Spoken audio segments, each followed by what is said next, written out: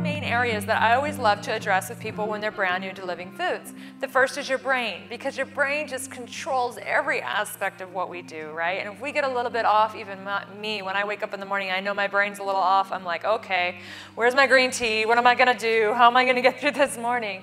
And so we used today some coconut, and we could have even scooped the flesh out to really enhance that even more for the brain. We could have used berries instead of the mango or the pineapple in this recipe.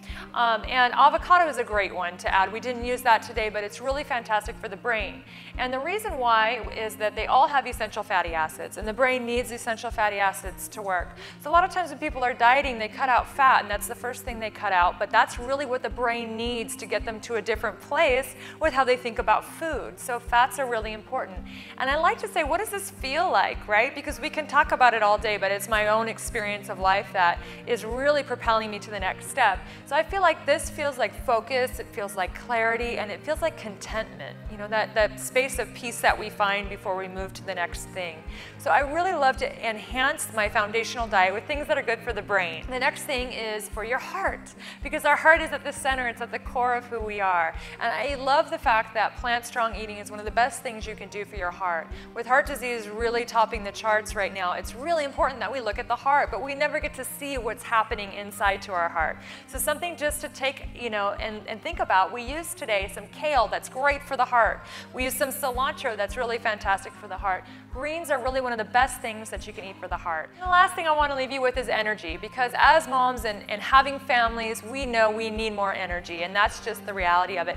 There's a lot of toxins in our environment. It's over 133 toxins we come in contact with in just the first hour that we're up and breathing and moving around. So we have got to insulate ourselves, and food is a great foundational way to do that. So for energy, I love hemp seeds. I mentioned those once before. They're a complete source of protein and easy to integrate. I mean, these things are pretty little, right? You can see, just barely see those things, and that's a whole hemp seed there. It's also got chlorophyll, which makes it easier for the body to use the protein.